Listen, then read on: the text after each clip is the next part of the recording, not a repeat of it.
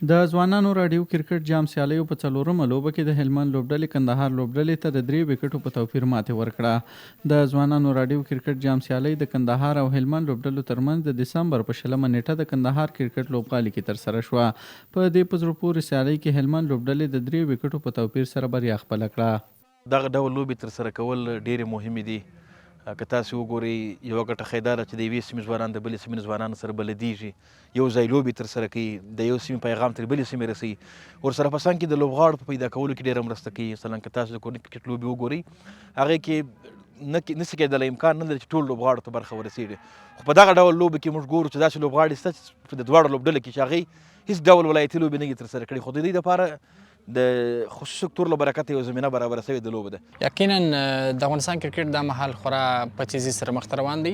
لا هم موږ ډېر لوبغاړي لرو چې هغوی ته باید زمینه سازي وسي، بېلابېل ټورنمنټونه جوړ سي تر څو هغوی استعدادونه څرګند کړي. د ځوانانو راډیو کرکټ جام سیالۍ د ورورولۍ، یووالي او د کرکټ لوبې پراختیا لپاره پیل شوي چې هدف یې د هیواد په کچه د ځوانانو هڅول او د کرکټ په برخه کې د دوی استعدادونه ښکاره کول دي. خوشبختانه د څو ځونونو وروسته بالاخره نن په بوست زون کې د کوربه کندهار او د هلمند لوبډلو ترمنځ نن شل وريزه لوبه ترسره شوله چې ډېره ښکلې او په زړه پورې سیالۍ وه. بې شمېره هیوادوال دلته راغلي وو د لوبې لیدو ته او تر څنګ یې ځوانانو دغه سیالیو ته ډېر چمتووالی نیولی و چې بالاخره په ډېر شور او جذبې سره دغه لوبه د هلمند لوبډلې په بریا سره پای ته ورسېدله. له دې نه وروسته دغه د 8 ولایتونو لوبډلې چې 4 لوبډلې بل پړاو ته لاره پیدا کړه او 4 لوبډلې نورې د دغه سیالیو څخه بې برخې شوې یا حذفې شوې. دغه 4 لوبډلې به په راروانو څو ورځو کې د یو بل پر وړاندې د سیم فاینل او فاینل لوبې ترسره کړي. کندهار اکاډمۍ لومړی توپوهنه وکړه او په ټاکل شوو 20 اورونو کې د 6 لوبغاړو په سوځېدو سره 120 منډې جوړې کړې.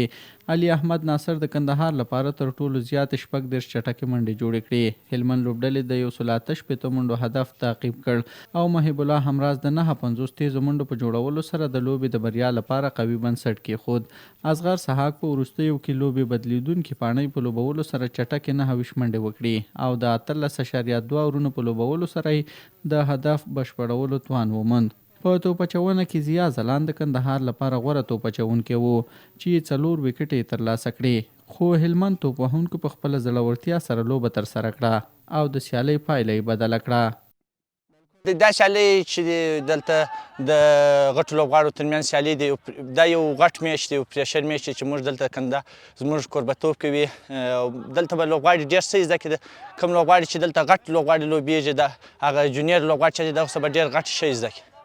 د ځوانانو راډیو څخه ځانګړې مننه کوو چې د لوبغاړو لپاره خصوصا د کرکټ په بخش کې دونه یو غټه پانګونه وکړه او داسې یو غټې سیالۍ د لوبغاړو لپاره برابرې کړې. موږ ډېره مننه ځینې کوو. ځوانانو راډیو یو ډېر ښه اقدام کړی دی او ډېر ښه ټورنمنټ یې په لاره اچولی دی. ټول افغانستان کې 8 ولایتو په سطحه یې ټورنمنټ جوړ کړی دی. نو د خصوصي سکتورو څخه دا هیله کوو چې داسې ټورنمنټونه په لاره واچي او د کرکټ بورډ سره اوږه پر اوږه ودرېږي. کرکټ یو داسې لوبه ده چې ټول لوبغاړي دلته سره راجمع کېږي، ټول مینهوال راځي، نور کوچینګ سټاف هر ډېر خلک راځي. نو بالکل د یووالي یو لوبه ده او ټول خلک دې څخه خوند اخلي او خلکو ته خوشحالي ورکوي. واقعیت هم دغسې لوبې د یو لوبغاړي دپاره ډېر زیات ښه وي چې هغه دغسې لوبې کوي، هغه داسې غټې پلیرانو سره بیا داسې میچو کې دا واقعیت هم ډېر ښه میچونه دي او داسې د یو لوبغاړي دپاره ډېر ګټور دي. باید لوبغاړي دغسې میچونه همیش وکړي او میس یې نه کړي. د ځوانانو راډیو کور ودان چې دغسې لوبې د لوبغاړو دپاره برابروي، دا د لوبغاړي دپاره ډېرې ګټورې دي. د ځوانانو راډیو کرکټ جام څخه ډېره زیاته مننه د دوی د همکارانو څخه، د دوی د مشرتابه صاحب څخه چې زموږ دپاره دغه سیالۍ په لاره اچولې دي. د دغو سیالیو څخه موږ ډېره تجربه حاصلوو. زموږ پلیران چې دي مخکې هم نور لوړ کرکټ یې کړی دی، همدا مهال هم اوس د لوړو پلیرانو سره په کندهار کرکټ لوبغالي کې مصروفه دي. نو د دوی څخه په خاص توګه د دوی د مشرتابه او همکارانو څخه ډېره زیاته مننه کوو چې زموږ دپاره دغسې لوبې په لاره اچولې دي. افغانستان کرکټ بورډ کلنی پلان جوړوي، په خپل پلان سره مخکې ځي. ډېر کم لوبغاړو ته په ولایتي او په ګریډ 1 کې چانس ډېر کم لوبغاړو ته پیدا کیږي. که چیرې ځینې پلیران تاسو ته معلومه ده په هر ولایت کې پلس هاو لوبډلې رجسټر یي، د هغې څخه فقط یو شل یا 10 لوبغاړي بل روند ته ځي نو پاته لوبغاړي ټول کال انتظار کوي که چیرې داسې ایونټونه جوړ سي نو هغه پاته لوبغاړو ته به نور هم د کرکټ کولو چانس برابر سي او د دوی په جوړولو کې به یو ډېر مثبت رول ولوبوي. د یادولو ده چې دا سیالۍ د 8 لوبډلو ترمنځ ترسره شوې چې کابل، خوست، بلخ او هلمند لوبډلې تر نیمه پای لوبې ورسېدې.